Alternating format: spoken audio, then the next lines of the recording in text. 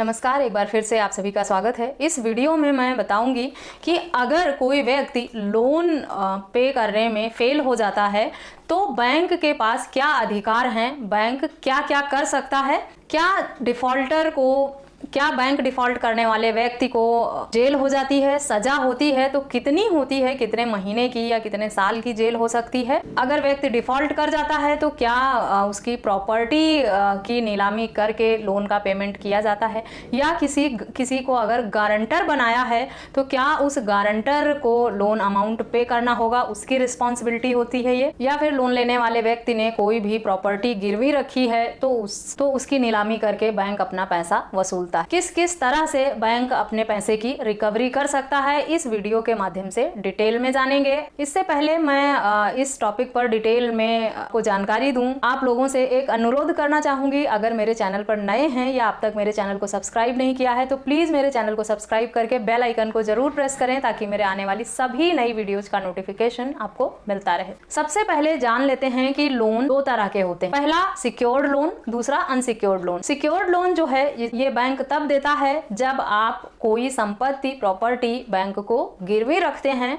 उसके बाद बैंक आपको लोन देता है, वो सिक्योर्ड लोन होता है।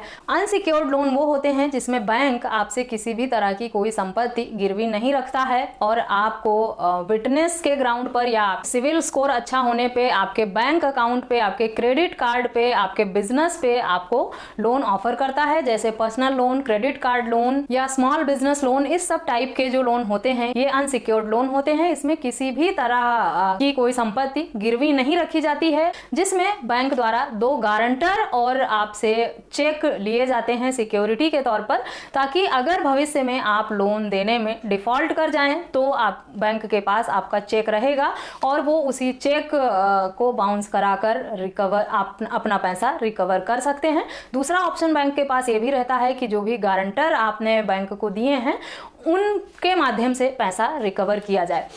अगर लोन लेने वाला व्यक्ति बैंक की पहुंच से दूर हो जाता है, वो उसे नहीं पकड़ पाते हैं, वो पर्सन शहर छोड़कर बाहर चला जाता है या बैंक के रीच में नहीं रहता, तो ऐसे में बैंक उनके माध्यम से भी पैसा वसूल सकता है। गारंटर को भी पूरा पैसा ब्याज समेत बैंक को लौटाना पड़ता है। लेकिन सभी मामले में ऐसा नहीं होता। कुछ लोन हैं जो बिना गारंटर के भी हो जाते हैं, पर जिसमें गारंटर का रोल रहता है उसमें गारंटर की ये रिस्पॉन्सिबिलिटी होती है कि अगर लोन लेने वाला व्यक्ति डिफॉल्ट करेगा तो गारंटर को पैसा पे करना पड़ सकता है। अब बात करते हैं सिक्योर्ड लोन में। तो प्रॉपर्टी जो रखी है आपने बैंक के पास, वो उसी प्रॉपर्टी से अपने लोन की रिकवरी कर लेगा।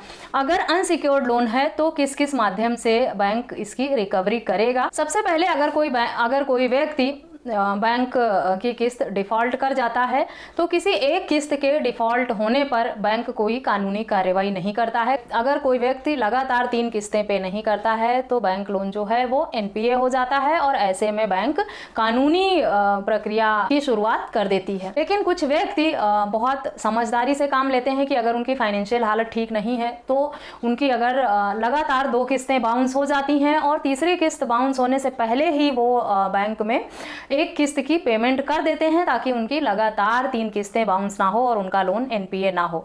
तो इस तरह की समझदारी अगर आप दिखाते हैं, आप अपना क्रेडिट स्कोर खराब नहीं करना चाहते, आप अपना लोन पे करना चाहते हैं और किसी कानूनी लफड़े में नहीं पड़ना चाहते, तो लगातार 3 किस्तें बाउंस होने से अपने लोन को बचाएं, एनपीए होने से बचाएं। कैसी भी खराब स्थिति हो, दो किस्तें अगर आपकी लगातार बाउंस होती हैं तो तीसरी किस्त आने तक आप कम से कम एक किस्त की पेमेंट कर दें ताकि आपका क्रेडिट स्कोर खराब ना हो और बैंक कानूनी प्रक्रिया की तरफ मूव ना करे। और अगर दुर्भाग्य से आपका 3 किस्त बाउंस हो जाता है, आप पे करने में असमर्थ रहते हैं, आपका लोन एनपीए हो जाता है, तो बैंक आपको लीगल नोटिस भेजकर इन्फॉर्म करेगा, आपको सूचित करेगा और आपको समय देगा कि इतने दिनों के अंदर आप बैंक से संपर्क करके अपना जो इतने ड्यूज हैं उसको क्लियर कराएं। और उसके बाद भी अगर आप बैंक में जाकर बात कर लेते हैं और कुछ पार्ट पेमेंट करके अपने लोन को कंटिन्यू रखते हैं तो तो आपकी लीगल प्रोसीडिंग जो है वो वहीं पर रोक दी जाती है फिर। और लेकिन अगर आप बैंक नोटिस आने पर भी उस पर कोई रिप्लाई नहीं देते हैं और बैंक ने जो आपको समय दिया है 30 दिन या 45 दिन का कि इतने दिनों के अंदर आप पेमेंट करें, बैंक में संपर्क करके इस ब्रांच में आकर, वहां आप जाते नहीं हैं, बैंक से कोई संपर्क नहीं करते हैं, तब बैंक ने आपको नोटिस में साफ साफ लिखा हुआ होता है कि अगर आप इतने दिनों के अंदर पेमेंट नहीं करते हैं, बैंक से संपर्क नहीं करते हैं, तो बैंक अपनी तरफ से कानूनी प्रक्रिया शुरू कर देगा लोन रिकवर करने का। ऐसे में कानूनी प्रक्रिया क्या होती है कि अगर आपने एडवांस चेक दे रखा है बैंक, तो बैंक चेक प्रेजेंट करेगा अकाउंट में और वो बाउंस हो जाएगा और ऐसे में 138 NI एक्ट के अंतर्गत बैंक आपके खिलाफ चेक बाउंस का केस करके पैसा रिकवर करेगा। दूसरा जो माध्यम है उसमें बैंक ने चेक नहीं दिया है, ECS हर महीने लगती है आपके अकाउंट में, तो ECS बाउंस होने पर section 25 payment and settlement act 2007 के तहत आप पर कानूनी कार्यवाही करती है, या फिर बैंक की तरफ से आर्बिट्रेटर नियुक्त किया जाता है और आर्बिट्रेशन की प्रक्रिया से बैंक समझौता करके पैसा रिकवर करने की कोशिश करती है। ऐसे में बैंक ज्यादातर ये करता है कि किसी अन्य शहर से आर्बिट्रेटर हायर करता है ताकि बैंक डिफॉल्टर को दूसरे शहर में आने जाने की परेशानी, समय, पैसे की वैल्यू से अवगत कराए कि दूसरे सिटी में आर्बिट्रेशन नियुक्त हुआ है, आपको वहां डेट पर जाना होगा, सुनवाई करनी होगी, तो आपका इतना पैसा खर्च होगा, समय लगेगा।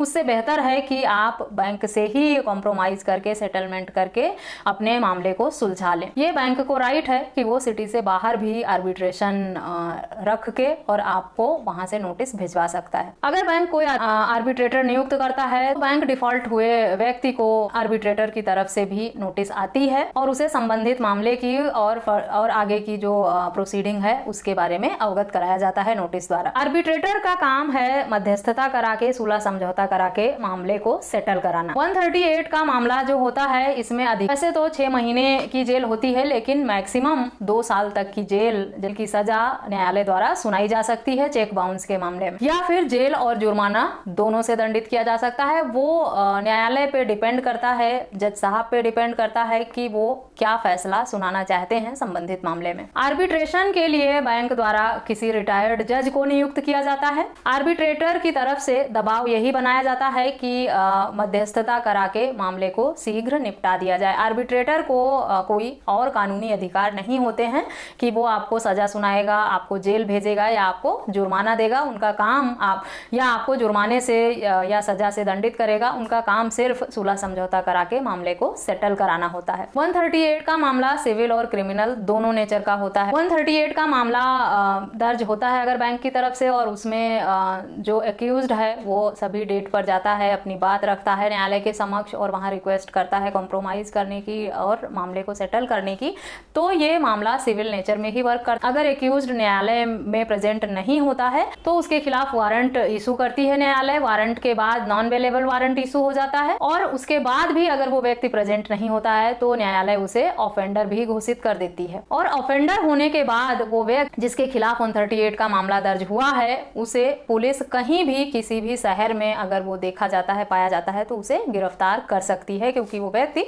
भगोड़ा घोषित हो जाता है। CRPC के सेक्शन 82 के अंतर्गत संबंधित व्यक्ति को भगोड़ा घोषित किया जाता है। उसके बाद भी अगर वो व्यक्ति पकड़ में नहीं आता है तो न्यायालय द्वारा उस CRPC के सेक्शन 83 के अंतर्गत संबंधित व्यक्ति के लिए कुर्की नीलामी की नोटिस भी न्यायालय द्वारा जारी की जाती है। लेकिन कुर्की नीलामी तभी पॉसिबल है जब उस व्यक्ति की कोई संपत्ति पाई जाएगी। अगर उस व्यक्ति के नाम पर कोई संपत्ति ही नहीं है तो उसके लिए तो कुर्की नीलामी की प्रक्रिया सिर्फ एक ऑर्डर बनके ही रह जाती है, क्योंकि अगर भागा हुआ व्यक्ति उसके नाम पर कोई चल अचल संपत्ति नहीं बची है, वो पहले से ही दिवालिया हो गया है, तो न्यायालय उसे पकड़कर ज़्यादा से ज़्यादा जेल में भेज सकती है। उसके नाम पर अगर कोई संपत्ति है नहीं तो उसे नीलाम करके बैंक पैसा कैसे वसूलेगा। इसीलिए अगर कोई व्यक्ति चाहता है कि उसके खिलाफ ऑफेंडर की नोटिस ना निकले, 82 का ऑर्डर ना हो, 83 का ऑर्डर ना हो, तो वो अपने मामले को 138 के मैटर में इतना आगे तक जाने ही ना दे, कोर्ट में प्रेजेंट होकर अपनी जो समस्या है उसे न्यायालय को बताकर और मामले को सेटल करने की कोशिश करे। बैंक DRT के माध्यम से भी कंप्लेंट कर सकता है, जिसके द्वारा रिकवरी ऑफ डेब्ट एंड बैंकिंग एक्ट 1993 के सेक्शन 25 के सब सेक्शन 1 और 2 के अंतर्गत कानूनी कार्रवाई की जाती है। तो रही कानूनी प्रक्रिया की किस किस माध्यम से बैंक अपने लोन की रिकवरी करता है और पूरी कानूनी प्रक्रिया क्या है कि कोई व्यक्ति जो लोन लेता है और वो फेल होता है तो उसे किस किस कानूनी प्रक्रिया से गुजरना पड़ेगा। अगर डिफॉल्ट हुआ व्यक्ति पकड़ में नहीं आता है, उसके नाम की कोई संपत्ति भी नहीं मिलती है, CRPC 82 और 83 का ऑर्डर होने के बाद भी वो व्यक्ति पहुंच से दूर रहता है, तो ऐसे में जो भी गारंटर रहा है उस व्यक्ति के लोन में या 3 NI एक्ट में जब उसके खिलाफ कंप्लेंट दर्ज हुई थी, FIR हुआ था, उस वक्त जो उस व्यक्ति का जमानत लेने वाला व्यक्ति था उससे संपर्क करके उसके माध्यम से पैसा रिकवर करने की कोशिश की जाती है। इसीलिए किसी भी व्यक्ति की जमानत लेने से पहले या किसी व्यक्ति के लोन में गारंटी लेने से पहले, लोन का गारंटर बनने से पहले इस बात का जरूर ध्यान रखना ही किसी व्यक्ति की कोर्ट में जमानत लें अगर वो आपका खास नहीं है, कोई रिलेटिव नहीं है, कोई मित्र नहीं है, आपकी ऐसे ही जान पहचान है, तो आप किसी भी व्यक्ति जमानत और गारंटर बनने से बचें, क्योंकि अगर वो व्यक्ति डिफॉल्ट करेगा या भागेगा तो लास्ट में ऑप्शन यही बचता है कि गारंटर के माध्यम से उस व्यक्ति को पकड़ा जाए और फिर आपका अननेसेसरी हैरेसमेंट होता है। आप किसी की मदद के लिए करते हैं ये काम कि किसी की सहायता हो जाए और बाद में आप ही हेल्पलेस हो जाते हैं। तो ये रही कानूनी प्रक्रिया जो अगर कोई व्यक्ति लोन में डिफॉल्ट करता है तो उसके खिलाफ बैंक द्वारा की जाती है। साथ ही साथ इसमें 138 का मामला जब किसी व्यक्ति के खिलाफ होता है तो उसको किस कानूनी प्रक्रिया से गुजरना पड़ता है, इसी वीडियो के माध्यम से मैंने कवर कर दिया है। 138 बैंक के द्वारा भी होता है, इंडिविजुअली भी अगर आपने किसी का लोन लिया है और उसको सिक्योरिटी के तौर पे चेक दिया है, वो भी आपका चेक डिसऑनर करा के आपके खिलाफ 138 का मामला दर्ज करा सकता है और पैसा रिकवर कर सकता है। आशा करती हूँ ये जानकारी आप लोगों के लिए यूजफुल होगी। इस तरह के किसी अन्य टॉपिक पर भी अगर आप जानकारी चाहते हैं तो मुझे ईमेल, व्हाट्सएप या कमेंट करके पूछ सकते हैं। मैंने कोशिश की है कि इस वीडियो के माध्यम से मैं सारे तथ्य जो हैं, सारे टॉपिक जो हैं वो क्लियर कर दूं। हमारा कानून इतना बड़ा है और इतने सेक्शंस हैं कि उसको 1 या 2 वीडियो में कवर कर पाना बहुत मुश्किल है। इस वीडियो के माध्यम से मैंने डिफॉल्ट होने पर क्या क्या प्रक्रिया होगी ये बताने का प्रयास किया है। बाकी की जानकारी मैं किसी अन्य वीडियो में आप लोगों के साथ शेयर करूंगी। इस वीडियो में बस इतना ही। मिलते हैं नेक्स्ट वीडियो में, तब तक के लिए थैंक यू एंड बाय।